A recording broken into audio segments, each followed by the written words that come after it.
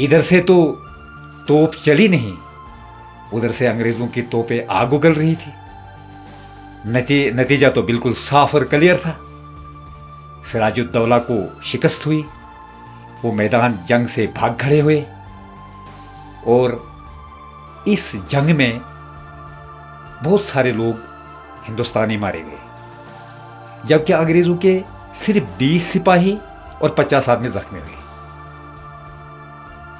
इस मीर जाफर को बंगाल का नवाब बना दिया गया। मीर जाफर ने गद्दारी करके, सिराजुद्दौला से गद्दारी करके अंग्रेजों के लिए जीत के लिए राह हमवार की। इस प्लासी की लड़ाई के बारे में बहुत सारे मनगढ़ंत बातें और अफसाने मशहूर हुए हैं। मिसाल के तौर पर एक अफसाना यह है कि मीर जाफर कलाइयों से मिला ही नहीं था।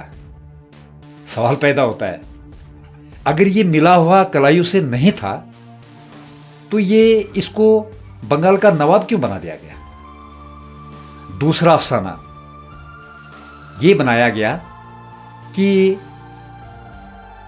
सिराजुद्दौला का दूसरा एक आजमुदा तजर्बाकार जर्नल जंग में जी शरीक नहीं हुआ। वो शरीक क्यों नहीं? हो सकता है वो सिराजुद्दौला से नाराज था, लेकिन वो जंग में सवाल ये पैदा होता है कि अगर वो जंग में शरीक कैसे होता जबकि उसको पहले ही मीर जाफर ने कत्ल करवा दिया था। तीसरा अफसाना वो ये कि क्योंकि जंग हो रही थी और उस जंग के दौरान बारिश शुरू हो गई और इस बारिश में सिराजुद्दौला की जो तोपें उन्होंने रखी थी वो भीग गई और वो नाकारा हो गई। अगर ऐसी बात होती, सवाल ये पैदा होता, क्या हिंदुस्तानी जो तोप चलाना जानते थे, क्या वो इतना नहीं जानते थे कि भाई बारिश से, पानी से बारूद या तोप जो है वो खराब हो सकती है? तो एक अंग्रेज राइटर, एक अंग्रेज, ये विलियम डेलर हैं, उन्होंने अपनी एक किताब में लिखा है कि इट वॉज ए सकमिश नॉट वार, यानी एक झड़प थी, ये कोई बड़ी जंग नहीं थी।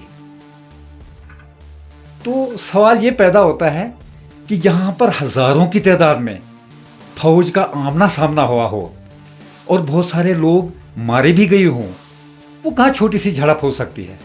वो तो एक जंग हो सकती है। बहरहाल ये जंग जो है, इस जंग में मीर जाफर की गद्दारी की वजह से हिंदुस्तान की तारीख का रुख बदल गया। हिंदुस्तानी अंग्रेजों के गुलाम बन गए और इसके बाद 190 बरस तक जो है तारीख दौर चलता रहा। अल्लामा इकबाल ने फारसी एक शेर में मीर जाफर की इस तरह से अक्कासी की है, उसकी गद्दारी की, कि जाफर अज बंगाल, यानी जाफर बंगाल से, सादिक अज दक्कन, यानी सादिक दक्कन के इलाके से, नहंगे आदम, नहंगे दीन, नहंगे वतन। पूरा फिर पढ़ते हैं, जाफर अज बंगाल, सादिक अज दक्कन, नहंगे आदम, नहंगे दीन, नहंगे वतन।